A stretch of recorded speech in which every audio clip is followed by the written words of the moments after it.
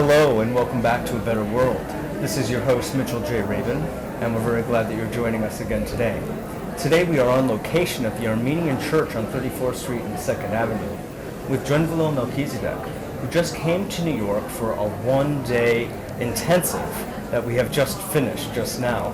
And Drunvalo was kind enough to sit and talk with us for a few minutes about his work and about the Flower of Life, work he's been doing across the planet, helping to enrich people's lives and helping them to become spiritualized, to realize their own personal potential and how that relates to the larger whole. So thanks so much for being with us. Thanks, Mitchell. Absolutely. It's great to have you. Yeah. First of all, could you just tell the audience, how is it that you came to have this name, Drunvalo Melchezidek? It's not a usual name, and I know there's an interesting story behind it. Well, in my meditations a long, long time ago, two very large angels appeared to me, and they've been with me for about almost 30 years now.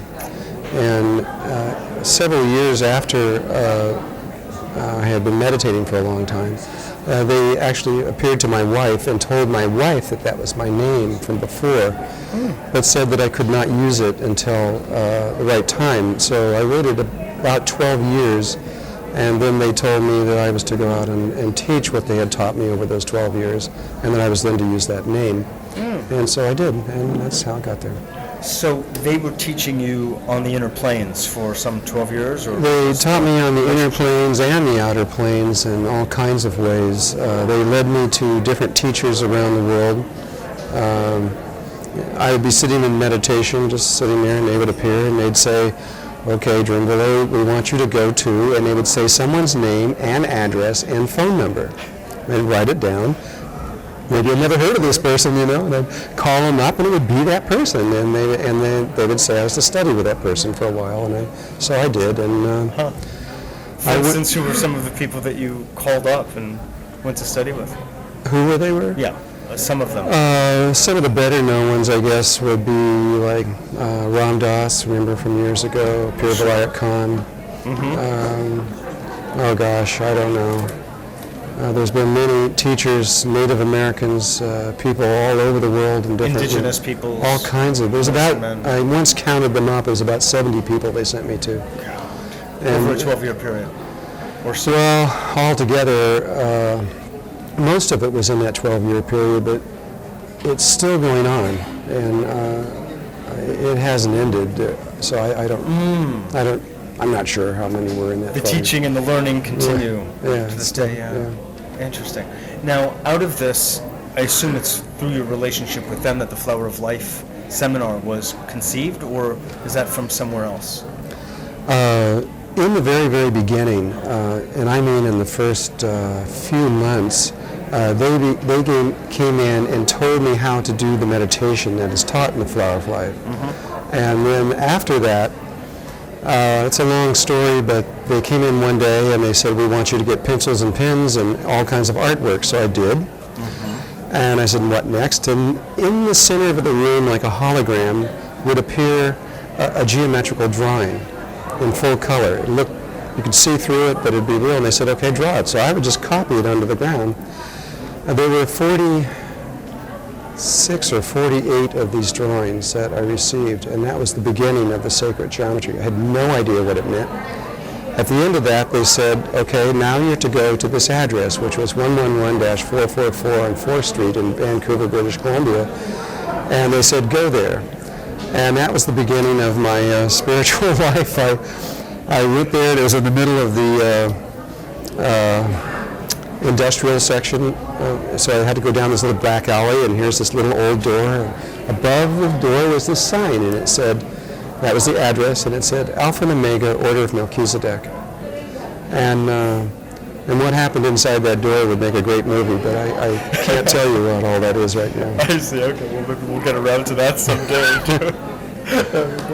So would you perhaps share with the audience what is the basic premise of the Flower of Life? I know that's kind of difficult in the time of God, but what is it that you're looking primarily to communicate through it? Well, the flower is an image of 19 circles. I don't have one here to show you, but it's 19 circles that are interlocked with two larger circles that surround it.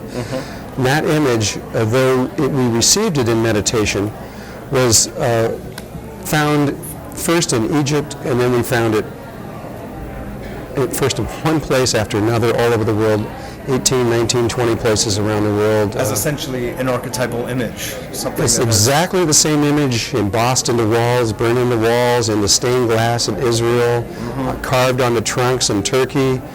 Found it three-dimensionally in Japan and in spheres, and also in China. Found it in Tibet, all over the world, and it meant the same thing to the ancient world. It was the creation pattern. It was the pattern from which all knowledge comes from. And as we have decoded this pattern, it's becoming clear. At this moment, we're in 33 countries, and I don't know how many people are studying this. It's in the hundreds of thousands, and they're all looking to see what this means. We're all exploring it. It's not just me, it's many, many people, and the more we explore it, the more amazing it is. It contains all the laws of physics. It contains really all the knowledge that humankind has or probably ever will have. You know, you made a distinction, Drunvalo, in the workshop today between this and the Enneagram. And having been a student of Gurdjieff for many years, looking at the Enneagram as embodiment of the law of 3, the law of 7, the activation of 9. You said, though, that this was, in a sense, more comprehensive than that. Could you just comment on that? I also studied the Enneagram for a long time, and though I knew that it was connected and tied to music and sound and harmonics, I was never able to see how this really was relative to it until the Flower of Life unfolded something called the Egg of Life, which are these 8 spheres. And if I had the time, I could show you.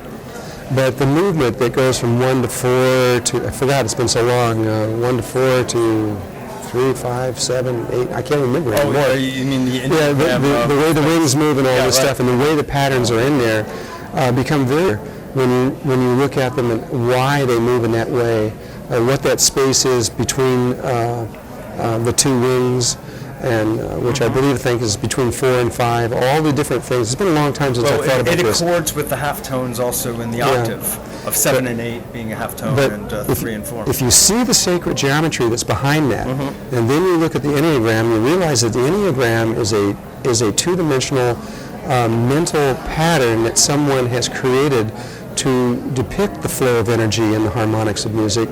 But when you find the actual pattern, it goes much, much deeper. And the two together are extraordinary. When you understand it, it truly is extraordinary. Interesting. Perhaps sometimes I'll show you. Yeah, but would you say that the Enneagram, in a sense, is a subset or part of the larger picture contained in the Flower of Life? It's tied to one of the images in the Flower of Life, one specific one. And though there are many, and really all of sacred geometry, if anyone who has studied sacred geometry, it doesn't matter what you have studied or what aspect you're into, if you know how it is, sacred geometry is holographic. Once you have a piece of it, you can go from there to the entirety of it. And all of it will lead back through the Flower of Life, though. It's the relationship of spheres. And Buckminster Fuller was also deeply into this.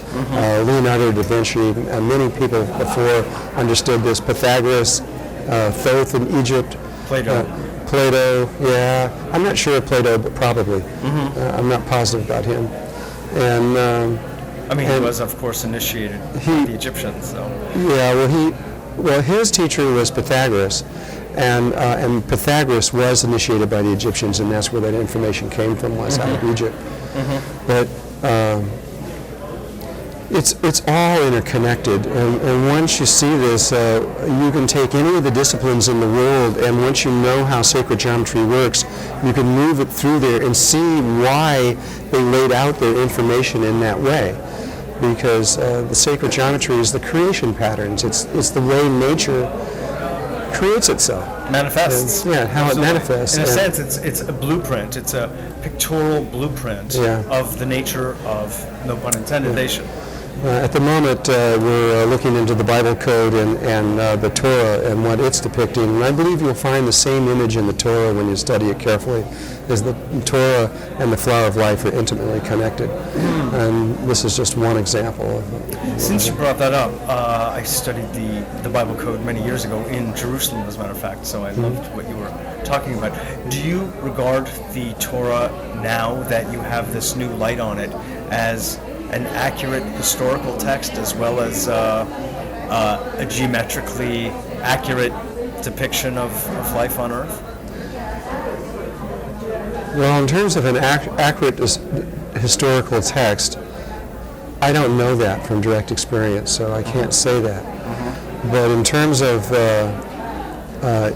it holding the information of the past, present, and future, because the text itself has a story associated with it, but hidden behind that is a secret book, which is a computer code, and only computers can open that. At least that's the only way it's ever been opened. Yeah. And that aspect of it appears to be definitely aligned with both the past, present, and future, and that story, to me, is the Akashic Records when it's fully opened.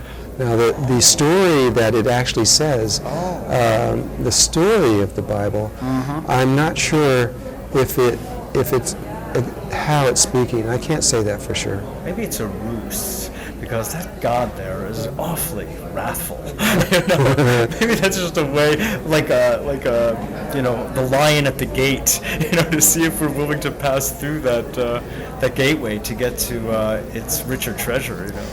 Well, there is a geometrical pattern in the Toro, and I have seen this. I can't even tell you how I know this because it's being kept secret, but there is this beautiful geometrical pattern in there, and when that is applied to the computer code, I think they're going to absolutely be amazed what comes out of that. Do you know of, in fact, it occurred to me while you were speaking about this, do you know if they applied that computer code to the Vedas or any of the other ancient texts, rather than, you mentioned War and Peace, but to any other sacred text? They, all I know is what I ran. They try, and this was the Yale and Harvard.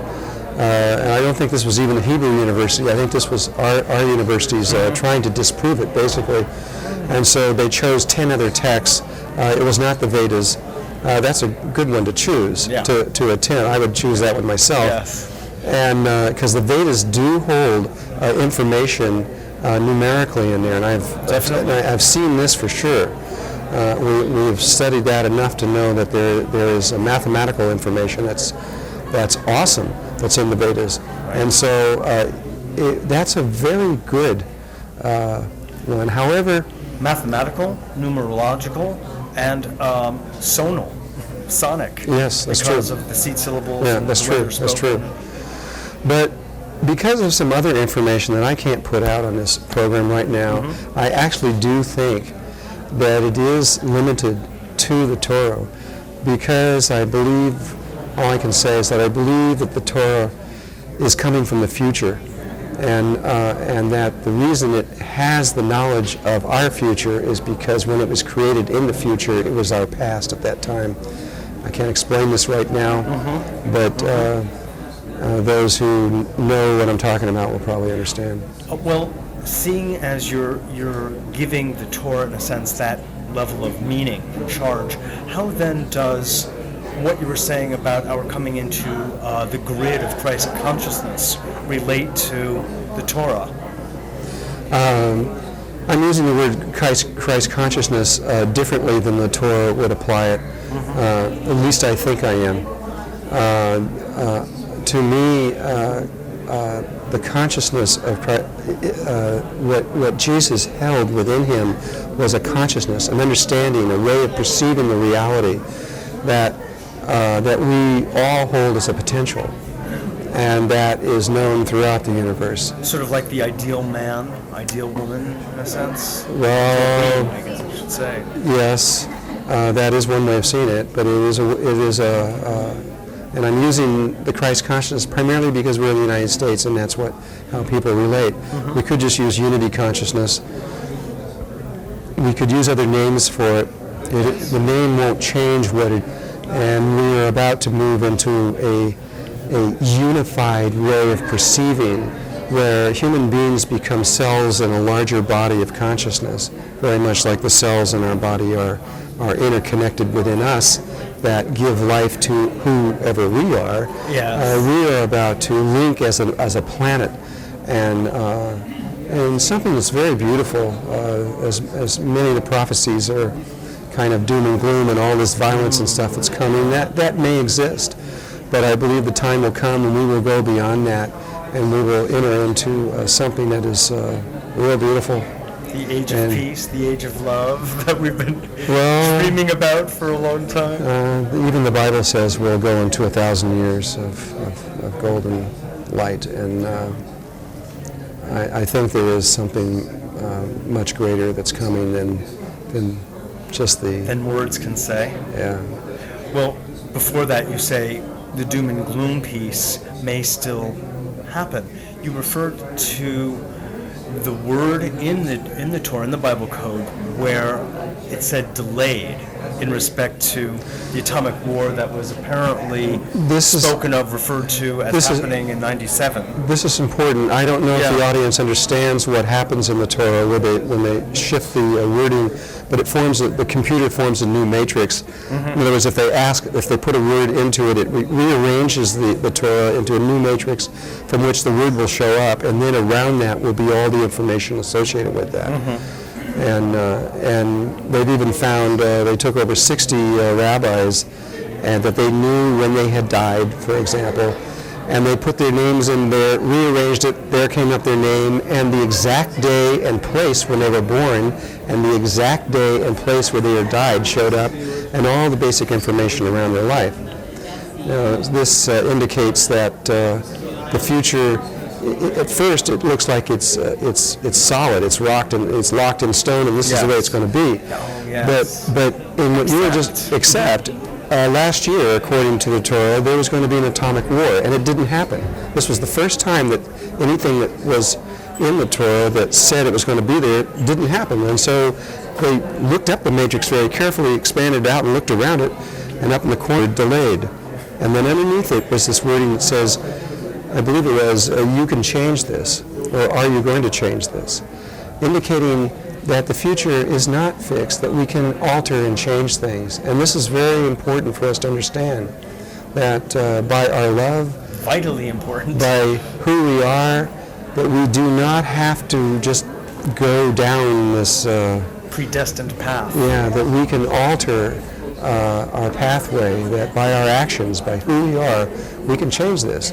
And evidently, by whatever we have done in the last years, we have averted an atomic war, according to the Torah. What do you think we've done?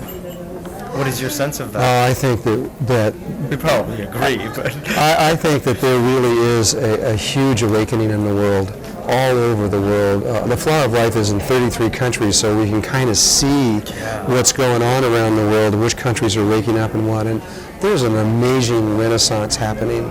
Do you think that has a lot, Drunvalo, to do with the fact that people who are no longer as locked in kind of a lockstep lifestyle, and they're coming out of their minds a little bit and going more into their hearts, and they're developing their feeling nature more than had been the case?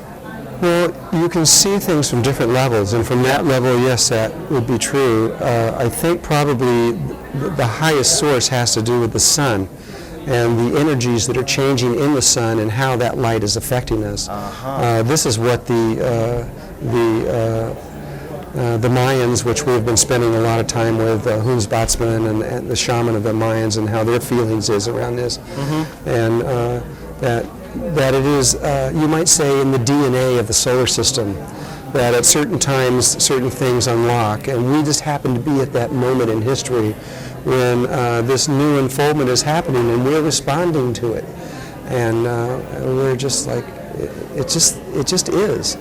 So we're having our day in the sun, you could say. Yeah, this is really good what's occurring. I mean, this is, and basically, in a sense, what you're saying is that a lot of the wakefulness that's now spreading across the globe and the kind of conversations that we have among people has a lot to do with solar activity. Yeah, I believe it does. I think the solar activity is really a key. though scientifically they don't read it or know what's going on or why. This is from spiritual levels and from Native peoples levels. This is what they feel around this. I feel this way too. Yes. That's, there was an Indigenous Peoples Conference recently in Virginia Beach that I was one of the coordinators of, and I was thinking about that while you were speaking, because I could see that a lot of your information and learning has to do with indigenous knowledge, which is from the land. It's rooted in Mother Earth, and I, for myself, was just very pleased to hear that being presented to so many people. I listen to them very carefully. I feel that they are closer to nature and to Mother Earth, and so I've been all around the world talking to these various tribes and people, and I feel that they have information that could be very vital to us to understand. They have something that we've long forgotten, and primarily it can be brought down into something very simple. Mother Earth is alive. She is a living being, and she is conscious, and we've forgotten this. And this is one of our great lessons, is to remember that she is alive, and to know that she has a power to help, to assist us during this time. So that's very powerful. Unfortunately, we're just about out of time. I understand. You could just communicate whatever it is you feel in your heart most to the audience, what you feel they could really stand to hear at this point in time from all of your learnings and all of your wonderful teachings. Well, probably one of the most important things is to really trust in yourself and to understand that the source of all life exists within you and all around you, that the inner worlds of your dreams and your images that are inside of you and this outer world out here of the third dimensional world of life and cars and buildings is interconnected. It is one. There's a perfection moving through everything, and our lives are whole, complete, and perfect, just as we are and just as exactly in the way that we're moving. Just believe in yourself and don't worry about a thing. It's going to be great through this. Thank you so much, Drunvalo. It's really been a pleasure to have you on, and I loved being here with you. Yeah. Wonderful work. Yeah, thanks. Okay. This is Mitchell J. Rabin for Better World. Thanks so much for joining us, and stay tuned. Well, now we are sitting in the afterglow of Drunvalo, Melchezidek, with my dear friend Alan Steinfeld, also producer at MNN and host of the show New Realities. He was sitting in the workshop with me, and so I invited him on to talk about his knowledge of Drunvalo and his experience in the workshop.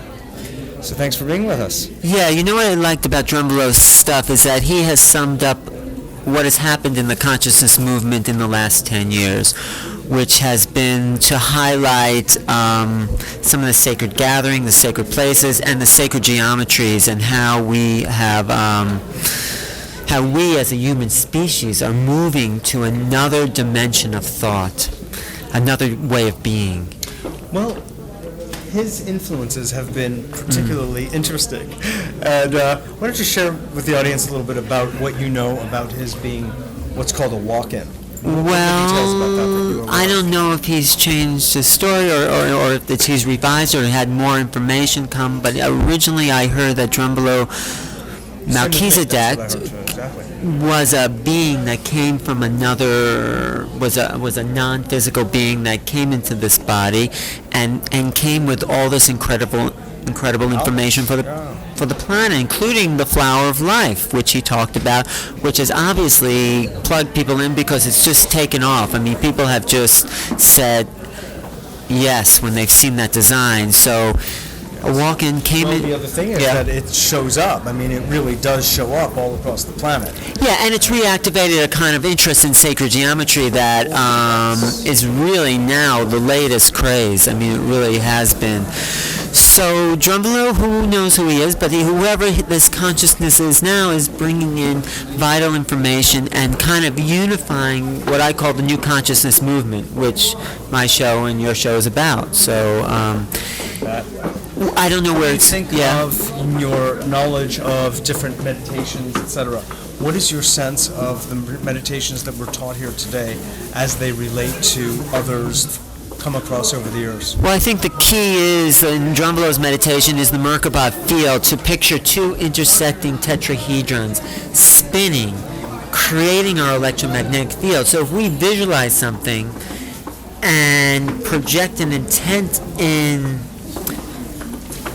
having that happen around our bodies, we actually change our electromagnetic field. So I think it's powerful to know that our minds can actually change the vibration around our body, and some of that and some of the labyrinth work that was done here today is all about aligning our frequencies and harmonizing to the earth. So I think it's very powerful, and I went into a deep meditation.